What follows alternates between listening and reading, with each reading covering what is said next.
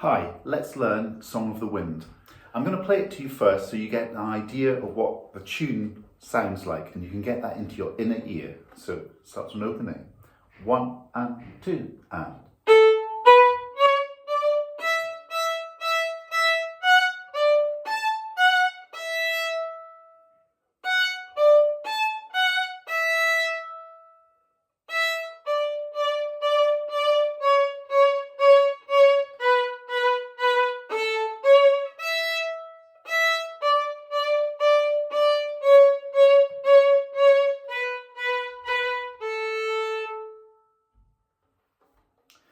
And we can put words to that, and the words would go up the stairs to E string and play 1 3 3 1 E, 1 3 3 again, step 3 down and step 2 down and step 1 down and hop skip jump, step 3 down and step 2 down and step 1 down and end. So let's have a look at this piece because it's actually a really interesting piece, and it's interesting in the development of sound because the notes need to ring, and we're beginning to explore this ringy quality of the instrument, the stringed instrument.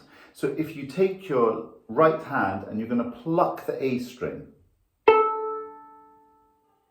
and you just let it ring and listen to how long it rings for.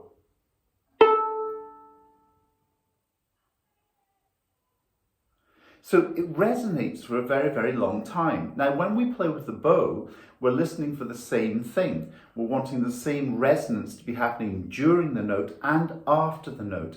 And in the beginning of this piece, you might have noticed they're quite short bows. The bowing goes from the green dot to the red dot, so from the balance point to the middle of the bow.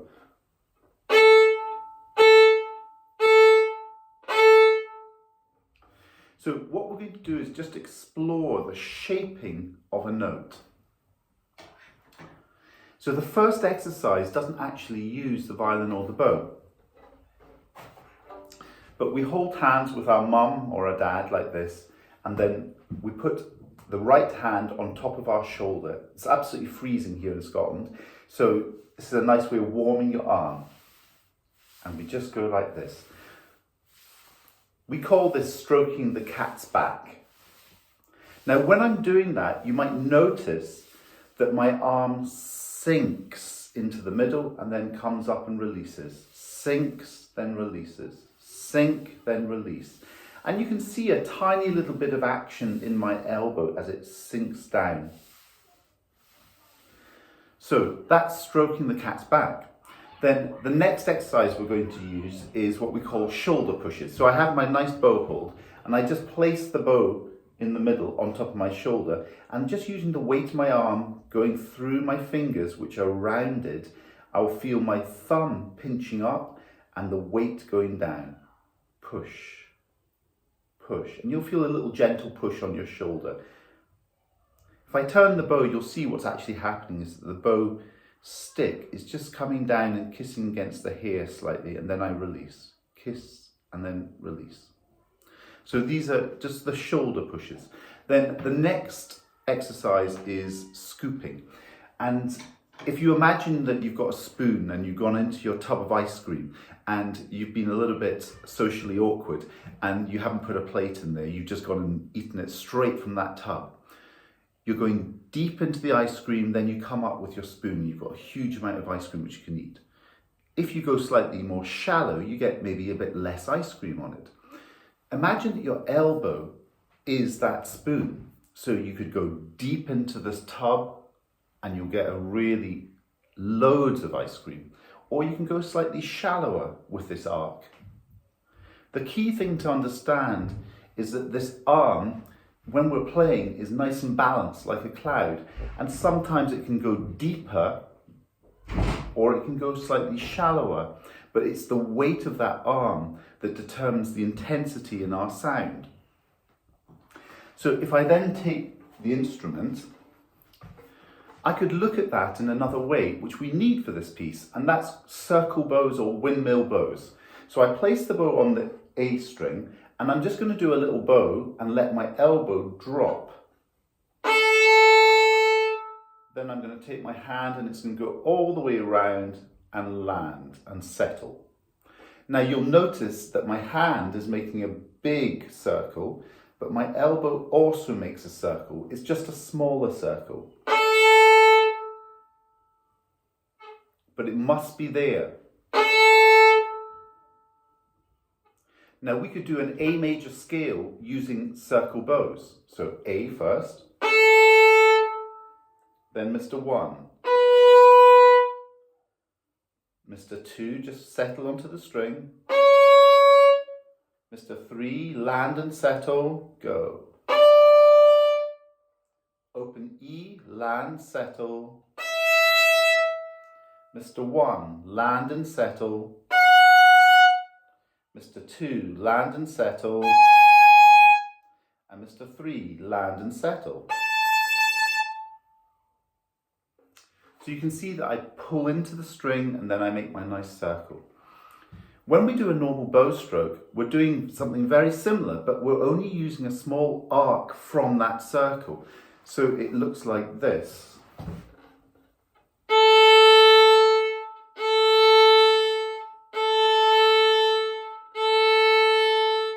And in the middle, you might see the stick come down, pushing down into the hair. When I do it this way,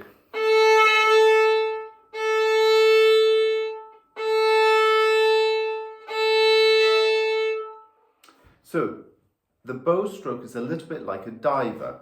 They're above the water, they dive under the water, and then they come back up for air. And the water is represented by your string. So you're sitting on the string, you go deeper into the string, and then you come back and sit on the string again. And it's that feeling of sitting on the string and giving the bow to the string that allows the string to continue to actually vibrate. If I were to press, then I stop that vibration. But if I release, it resonates very slightly. It's less resonation than when I pluck a string, and it's less than when I do the circle bow, but it's still there, and it's there during the note as well, and that's very important. Now the thing about Song of the Wind is we're not using whole bows, we're only using green to red, but we're still making those little dips into the string. So it's just over a smaller distance, that's all. So it feels like this. Ready, go.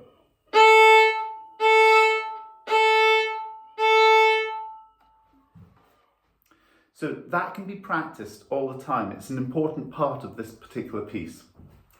Right, the first part of the piece is like an A major scale. It starts on open A and it goes up the ladder in steps. So it goes A, 1, 2, 3, then open E 4 times. You've already met something very, very similar in Lightly Row, where in Lightly Row it went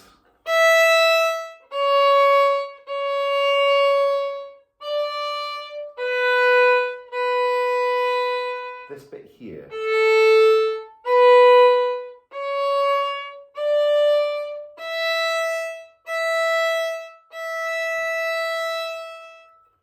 In Lightly Row they only play 3 E's. In this one we're going to play 4 E's. So, sounds like this. And these are little bows. Remember, you're only going from green to red for each note. So open A, ready, go. A. 1, 2, 3, E, E, E, E, E. Now those are the notes. I like to start by plucking those notes because I want to hear that ringiness between every note. So I do open A, listen to it, then 1, then 2, then 3, then E, E, E, and E. And what I want to encourage is that you don't rush on those E's. Engage with that ringiness, the space in between the notes. It's key to everything.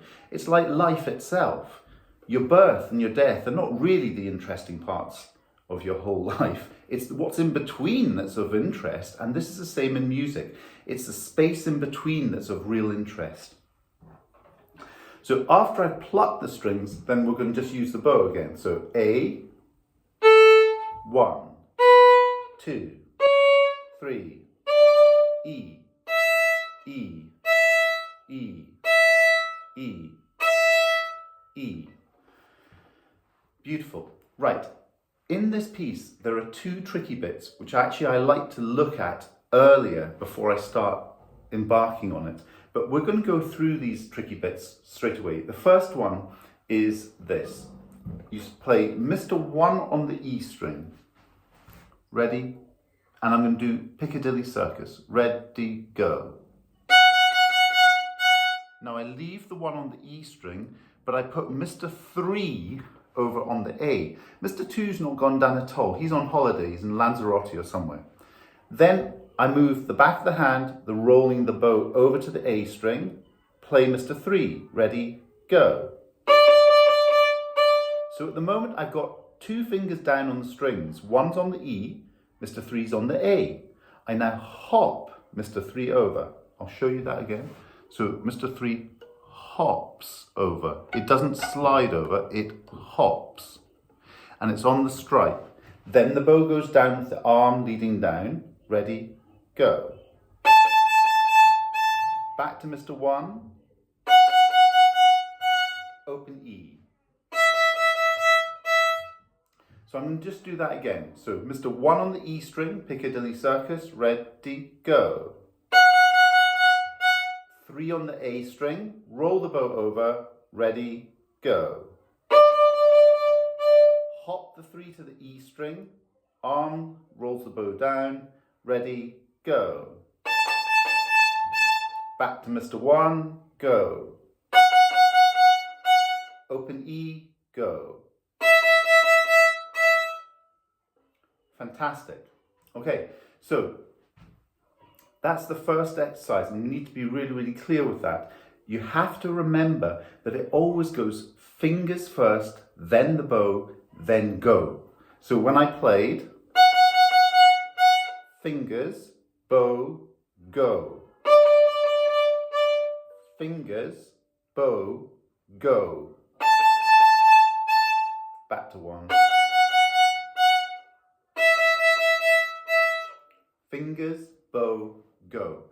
The next stage to that is to be able to do it faster. So instead of playing Piccadilly Circus, I'm going to do 2 hiccups on it, which is E, E, that sort of way. So 1 on the E string, ready, go. 3 on the A, roll, go. Hop the 3 over, arm, go. Back to 1, go. Now with this open E, I'm going to do a circle bow and land. So I'll do that one again. So 1 on the E, go. 3, hop, 1, E. And then the last stage is to be able to do it with 1 bow on each note. So 1 on the E string, ready, go. 3, 3, 1, open E. And do that again, ready, go. 1, 3, 3, 1, open E.